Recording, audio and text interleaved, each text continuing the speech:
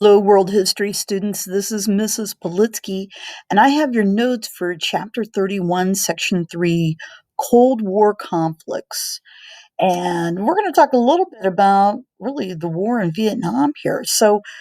Before World War II, there were certain parts of Southeast Asia that were controlled by Great Britain, and those parts happened to be what is now modern day Myanmar or Burma and Malaya, which is now known as Malaysia.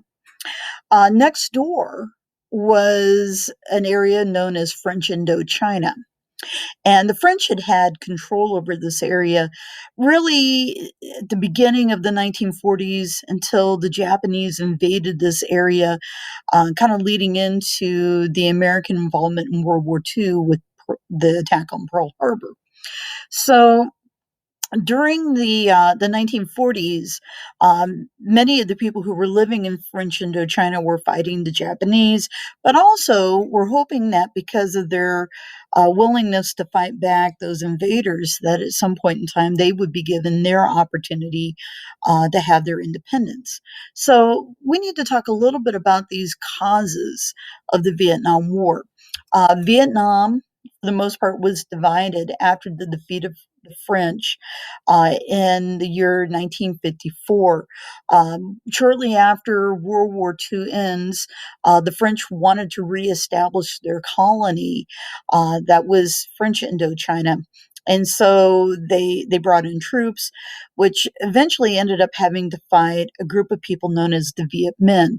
The Viet Minh were basically what I would call Vietnamese nationalists who had support from the communists. And they were fighting the French forces and eventually were able to defeat them at a place called Dien Bien Phu in 1954, which was really kind of a big deal because of the fact that you had this very, what I would say, grassroots organization going against the superpower and being able to defeat them. As the French had to concede their loss, Vietnam was divided into a new nation, and those forces that were north of a line of basically 17 degrees north latitude would be what we would call North Vietnam.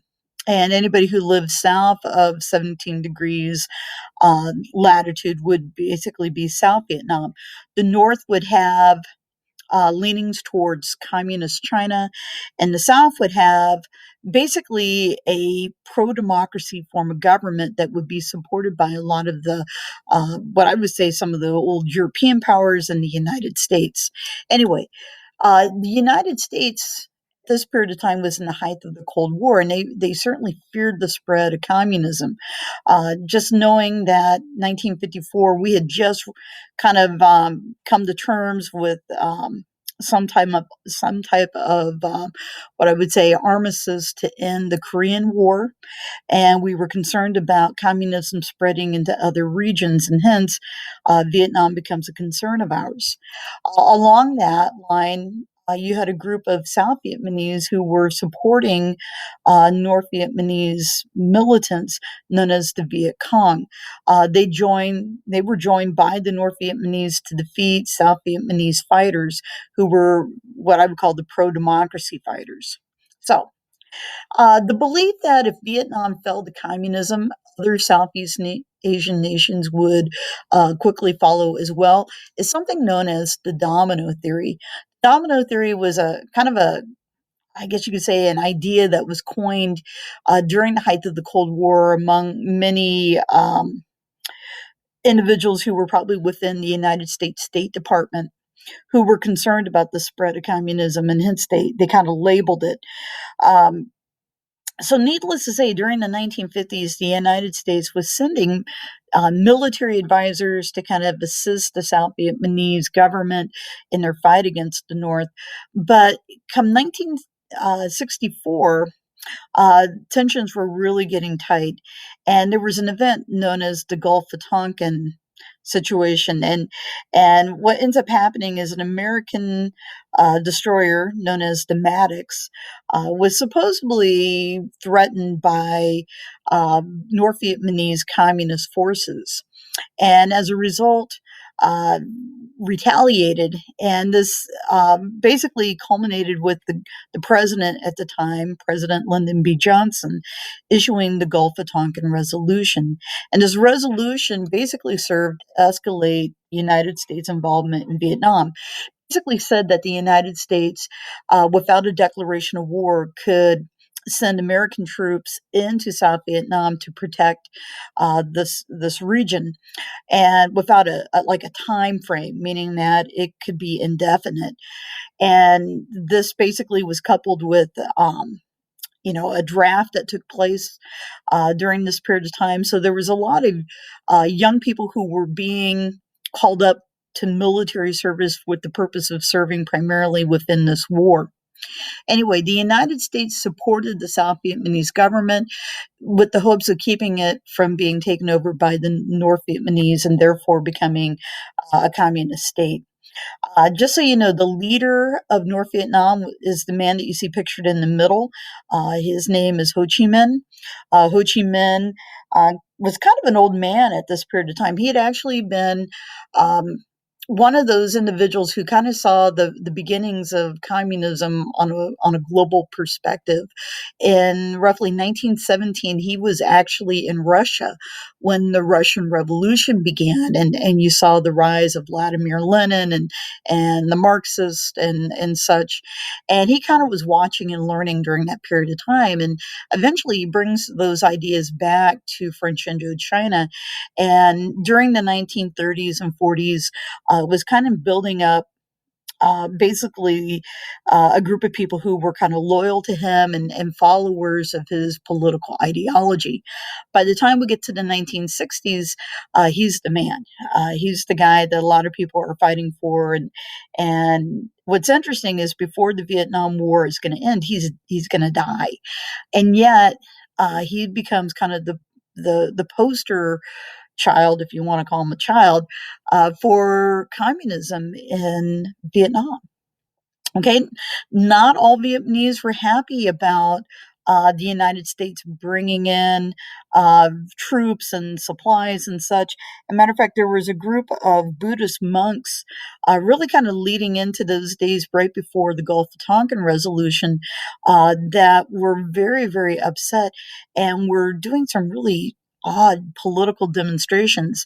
The photo that you see kind of in the bottom right hand corner is of a Buddhist monk who, in protest of the U.S. involvement, had actually doused himself on fire, committing suicide.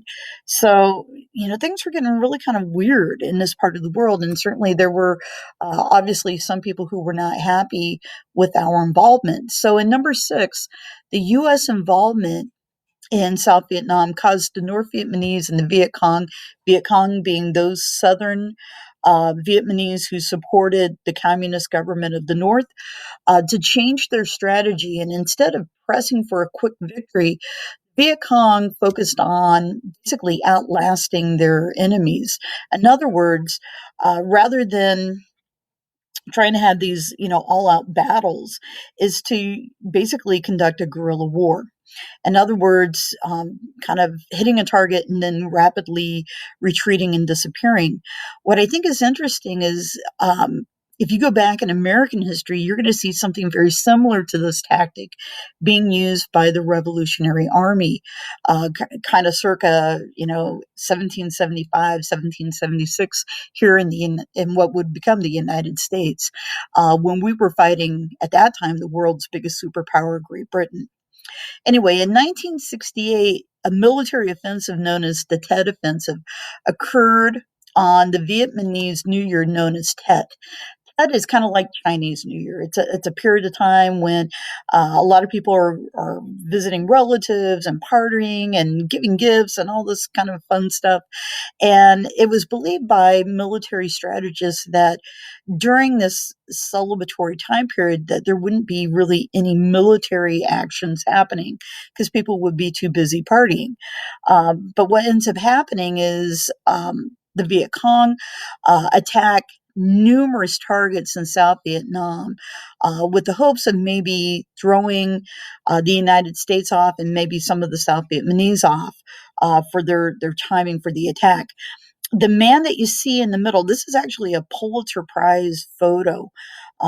You have a South Vietnamese army uh, individual who is holding a gun to a man's head. The man that you see in the flannel shirt is a Viet Cong. And, this is moments before he is assassinated. It is the craziness of this period of time that really um, kind of becomes unnerving to a lot of Americans because unlike World War II or even the Korean War, images that were happening on a day-to-day basis in Vietnam, particularly South Vietnam, were being shown on television every evening. And let alone that, but in newspapers on a day-to-day basis. So it was almost like war almost in real time. Not quite, but getting very close to that. And it certainly weighed on public support for this war. Anyway, when you talk about that Tet Offensive, truth is, um, it lasted a number of days, but in time, U.S. forces are able to kind of, basically bring back stability. But because of the media and how they portrayed it back in the United States, um, this kind of becomes a turning point. Okay. And it's a turning point when you talk about political support. So in number 8, the Viet Cong benefited most from the Tet Offensive because it showed that they were capable of an effective attack against basically an American force. And they also benefited from the secondary effect of the weakened public support when a news anchor named Walter Cronkite, who happened to be probably one of the most beloved news anchors on TV in the 1960s and early 70s, when he went on TV and said, I think this war is unwinnable, many of Americans who thought that the Vietnam War was a great idea turned, and the support kind of started tanking for that. Anyway, today, Vietnam is a communist nation. It is a communist nation that has had um, a series of treaties with the United States, and we actually are trading partners. We're kind of like basically on better terms. But officially, to end the war in Vietnam, we signed something known as the Paris Peace Accords. And this was done roughly about 1975.